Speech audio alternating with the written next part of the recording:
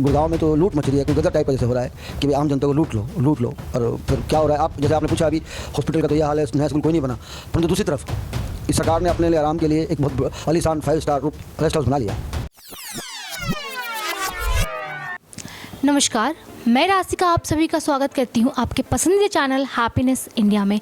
इस वक्त मेरे साथ मौजूद हैं अभय जैन जी, जिन्होंने पिछली बार पार्षद के लिए खड़े हुए थे। आइए हम इस बार उनसे बात करते हैं और उनकी राय जानते हैं कि मौजूदा समय में क्या क्या कमी रही, और अगर वो इस बार लड़ रहे हैं तो वो क्या चीज़ें लेकर आएंगे जो पिछले बार कमी रह गई थी। तो सबसे पहले बहुत बहुत शुक्रिया हमारे चैनल को अपना कीमती समय देने के लिए सर।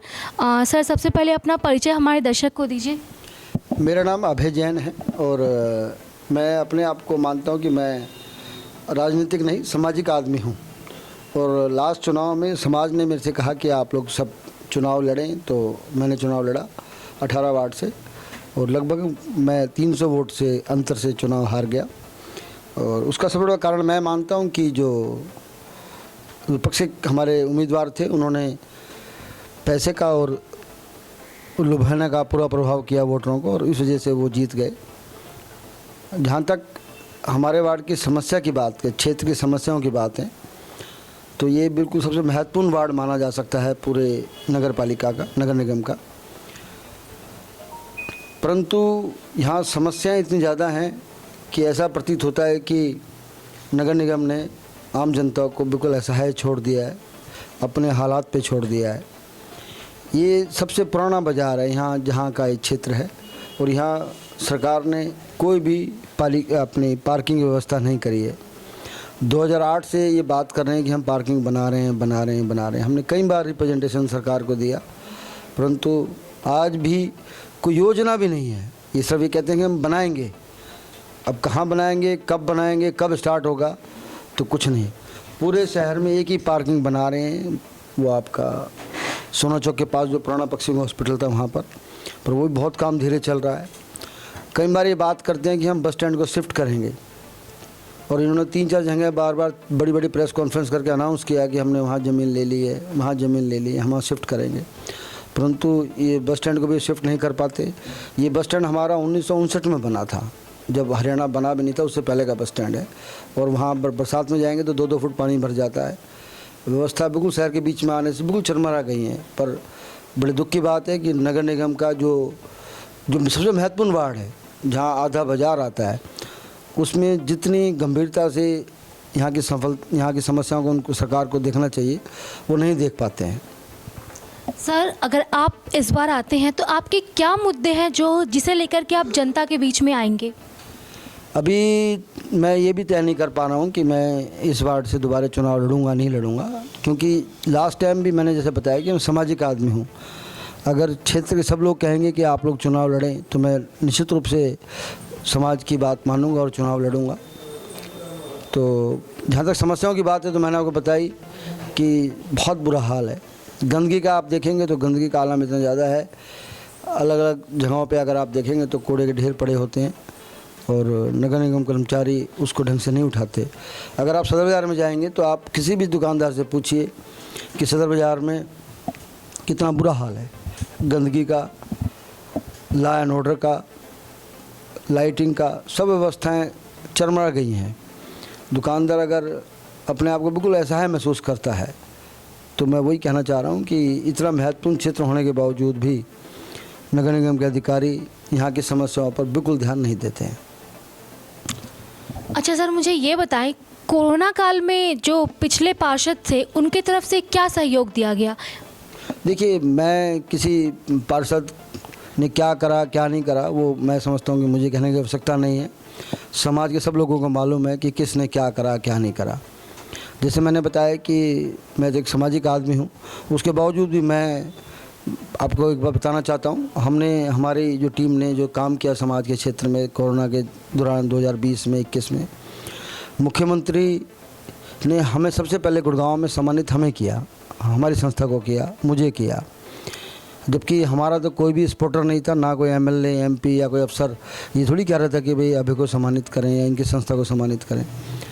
तो हमारे कार्य को देख के मुख्यमंत्री ने सीआईडी की रिपोर्ट के बेस पर हमें उन्होंने सम्मानित किया। जहाँ तक दूसरों ने क्या करा क्या नहीं करा, मैं समझता हूँ मुझे कहने की आवश्यकता नहीं है। समाज के सब लोगों को मालूम है किसने क्या किया समाज के लिए और क्या कर सकता है। सर यहाँ पे कोई डिस्पेंसरी स्कूल वगैरह की कैसी सुविधाएं हैं? सरकार तो डिस्पेंसरी के नाम की आपने बहुत सी बात करी। हमारे इस वार्ड में जो गुड़गांव का सिविल हॉस्पिटल एकमात्र हॉस्पिटल आता है, वो पहले 120 बेड का था। जब ये सरकार आई तो उन्होंने अनाउंस किया कि हमने 200 बेड का बना दिया। लगभग लास्ट जब 2019 में चुनाव थे तो सरकार ने उसको तोड़ना आरंभ करा और ये बड़ी बड़ी बातें करी कि हम इस हॉस्पिटल को बड़ा बनाएंगे और 500 बेड का हॉस्पिटल बना रहे हैं। मैं बात रिपीट कर रहा हूँ, 19 में विधानसभा के चुनाव से पहले उसको तोड़ना आरंभ हुआ था और आज 20, 21, 22 देखिए पूरे 3 साल हो गए हैं, आज वो टूटा भी नहीं है। तो इससे तो पता लगता है उन्होंने आनंद फानन में जो मुख्य हॉस्पिटल था उसको शिफ्ट कर दिया, 2 भागों में बांट दिया। सेक्टर 10 ले गए और सेक्टर 31 ले गए। मतलब आम जनता बिल्कुल असहाय है। हेल्थ के सेक्टर की बात करेंगे तो आम आदमी आज प्राइवेट डॉक्टरों के हाथों में लूटने के अलावा उसके पास कोई चारा नहीं है। तो सरकार की जो व्यवस्थाएं स्वास्थ्य की बात तो ये है।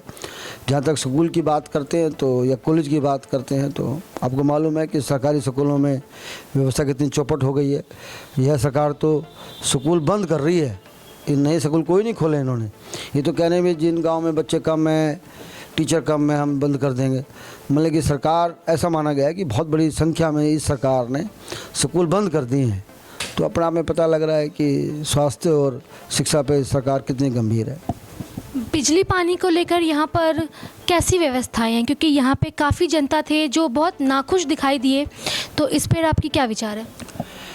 देखिए बिजली दिन पर दिन महंगी है और इस बार तो जो नए बिल आए हैं, अभी जो रिसेंटली अभी नवंबर चल रहा है, नवंबर में जो घरों पे दुकानदारों को जो बिल आए हैं, पता नहीं उन्होंने कौन सा सरचार्ज कौन सा पुराना एरियर लगा दिया है। वो हर एक बिल पर 1000 रुपये, 2000 रुपये, 2500 रुपये, 3000 रुपये लग के आ गया है। और वो बल्कि अभी 10 मिनट पहले एक में से कोई दुकानदार भाई कह रहे थे कि भाई मेरा बिल पहले 1500 रुपये आता, छोटी दुकान है उनकी, अब इस बार मेरा बिल लगभग 3500 रुपये आया है, 2000 रुपये एक्स्ट्रा आए। तो जब उन्होंने भेजा किसी को पता करने के लिए 2000 किस बात के एक्स्ट्रा इस बार आ गए हैं, क्योंकि इस बार तो जो महीना है अक्टूबर का, तो ना तो एसी चलते ज़्यादा है ना कोई लाइट ज़्यादा फूकती है। पता नहीं सरकार एक्सप्लेन भी नहीं करती। अनफॉर्चुनेट पार्ट ये है, जैसे आपने आप पूछा बिजली का, तो बिजली का तो ये व्यवस्था है लूट। एक्चुअली कई बार ऐसा लगता है कि हमारे गुड़गांव में तो लूट मच रही है, कोई गदर टाइप का जैसे हो रहा है कि भाई आम जनता को लूट लो। और फिर क्या हो रहा है, आप जैसे आपने पूछा अभी हॉस्पिटल का तो ये हाल है, नया स्कूल कोई नहीं बना। परंतु दूसरी तरफ इस सरकार ने अपने लिए आराम के लिए एक बहुत आलीशान 5 स्टार रेस्ट हाउस बना लिया। बीजेपी के कार्यालय की बात करें तो बीजेपी ने अपना 5 मंजिला बहुत बढ़िया A1 लेवल का अपना कार्यालय, अपना ऑफिस बना लिया। तो ये कैसे बन गए? स्कूल क्यों नहीं बन पाया सरकार से? कॉलेज क्यों नहीं बन पाया? हॉस्पिटल क्यों नहीं बन पाया?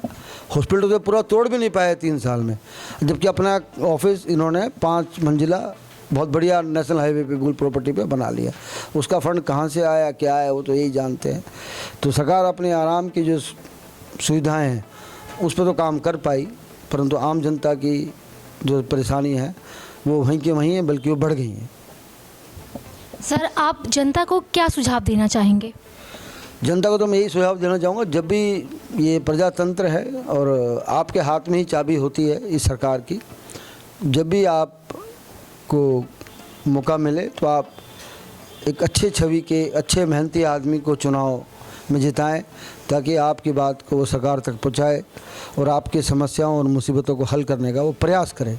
अब तो ऐसा देखने में आ रहा है कि जो स्थानीय नेतागण हैं वो प्रयास ही नहीं करते। नहीं तो आप मुझे बताइए, आप हॉस्पिटल तोड़ दिया 3 साल पहले और मुख्यमंत्री जी ने बड़ी बड़ी बातें करी कि हम नया बनाएंगे, वो नया तोड़ भी क्यों नहीं पाए?